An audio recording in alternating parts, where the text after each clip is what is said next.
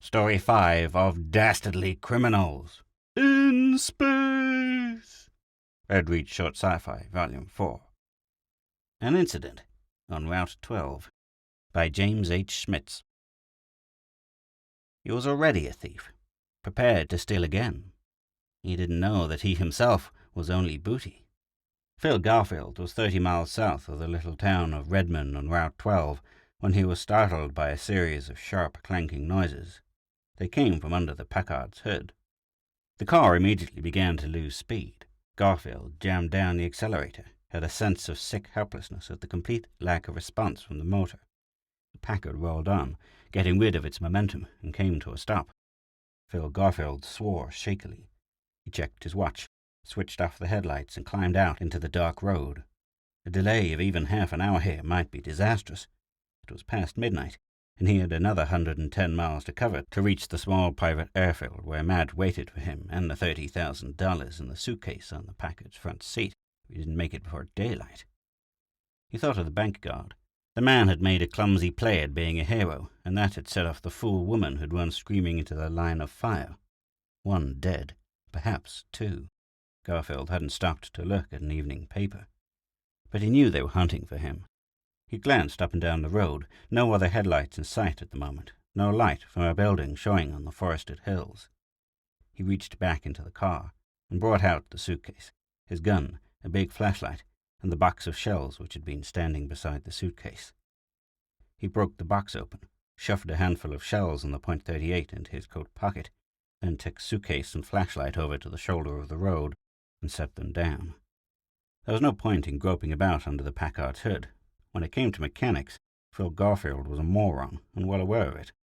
The car was useless to him now, except as bait. But as bait, it might be useful. Should he leave it standing where it was? No, Garfield decided. To anybody driving past, it would merely suggest a necking party or a drunk sleeping off his load before continuing home. He might have to wait an hour or more before someone decided to stop. He didn't have the time. He reached in through the window, hauled the top of the steering wheel towards him, and put his weight against the rear window frame. The Packard began to move slowly backwards at a slant across the road. In a minute or two he had it in position, not blocking the road entirely, which would arouse immediate suspicion, but angled across it, lights out, empty, both front doors open, and inviting a passerby's investigation. Garfield carried the suitcase and flashlight across the right-hand shoulder of the road, and moved up among the trees and undergrowth of the slope above the shoulder. Placing the suitcase between the bushes, he brought out the .38, clicked the safety off. Some 10 minutes later, a set of headlights appeared speeding up Route 12 from the direction of Redmond. Phil Garfield went down on one knee before he came within range of the lights. Now he was completely concealed by the vegetation. The car slowed as it approached, braking nearly to a stop 60 feet from the stalled Packard. There were several people inside it. Garfield heard voices, then a woman's loud laugh. The driver tapped his horn inquiringly twice, moved the car slowly forward. As the headlights went past him, Garfield got to his feet among the bushes, took a step down towards the road, raising the gun. Then he caught the distant gleam of a second set of headlights approaching from Redmond. He swore under his breath and dropped back out of sight. The car below him reached the Packard, edged cautiously around it, rolled on with a sudden roar of acceleration. The second car stopped when still 100 yards away, the Packard caught in the motionless glare of its lights. Garfield heard the steady purring of a powerful motor. For almost a minute, nothing else happened. Then the car came gliding smoothly on, stopped again no more than 30 feet to Garfield's left. He could see it now through the screening bushes. A big job, a long, low four-door sedan. The motor continued to purr. After a moment, a door on the far side of the car opened and slammed shut. A man walked quickly out into the beam of the headlights and started towards the Packard.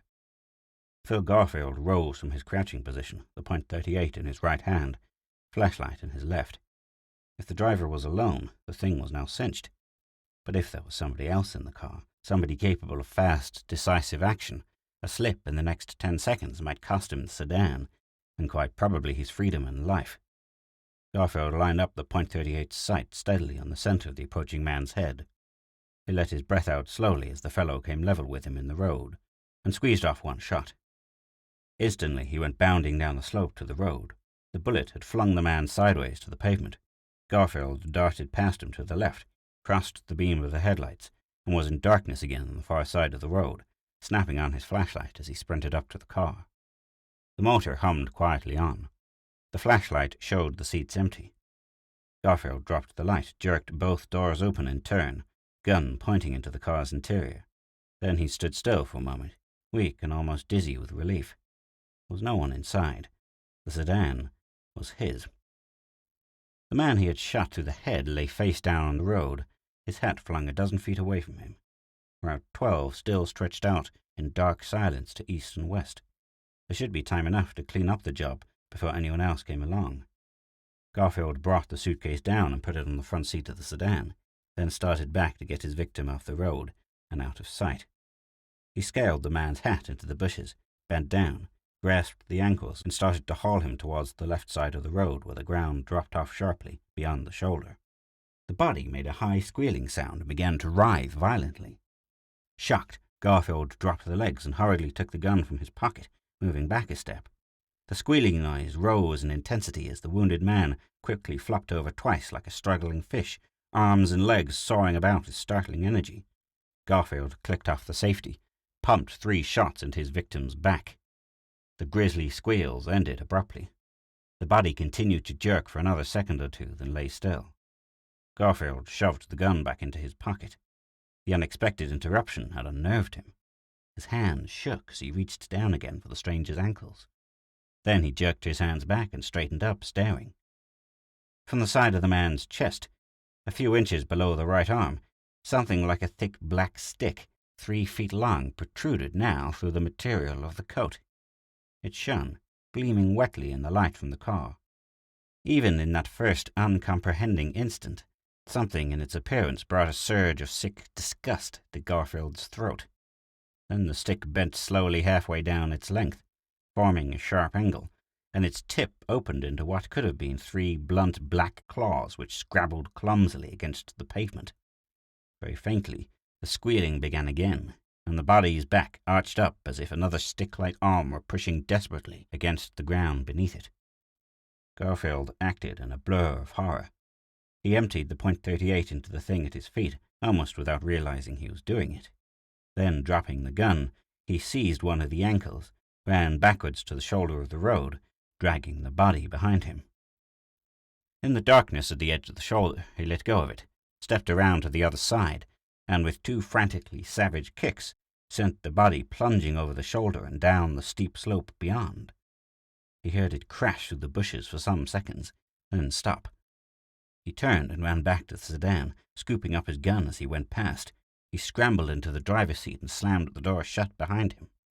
His hands shook violently on the steering wheel as he pressed down the accelerator. The motor roared into life, and the big car surged forward. He edged it past the Packard, cursing aloud in horrified shock, jammed down the accelerator, and went flashing up Route 12, darkness racing beside and behind him. What had it been?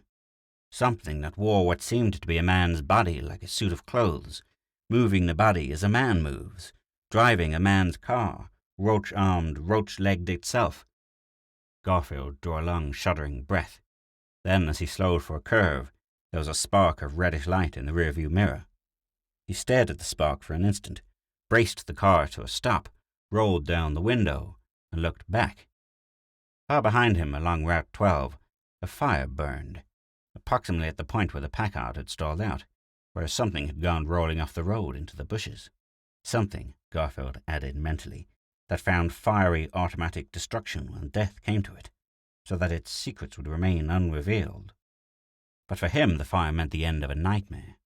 He rolled the window up, took out a cigarette, lit it, and pressed the accelerator. In incredulous fright, he felt the nose of the car tilt upwards, headlights sweeping up from the road into the trees. Then the headlights winked out. Beyond the windshield, dark tree branches floated down towards him, the night sky beyond. He reached frantically for the door handle. A steel wrench clamped silently about each of his arms, drawing them in against his sides, immobilizing them there. Garfield gasped, looked up at the mirror, and saw a pair of faintly gleaming red eyes watching him from the rear of the car. Two of the things. The second one stood behind him out of sight, holding him. They had been in what had seemed to be the trunk compartment, and they had come out. The eyes in the mirror vanished. A moist, black roach arm reached over the back of the seat beside Garfield, picked up the cigarette he had dropped, extinguished it with rather horribly human motions, and took up Garfield's gun and drew back out of sight. He expected a shot, but none came. One doesn't fire a bullet through the suit one intends to wear. It wasn't until that thought occurred to him that tough Phil Garfield began to scream. He was still screaming minutes later when, beyond the windshield, the spaceship floated into view among the stars.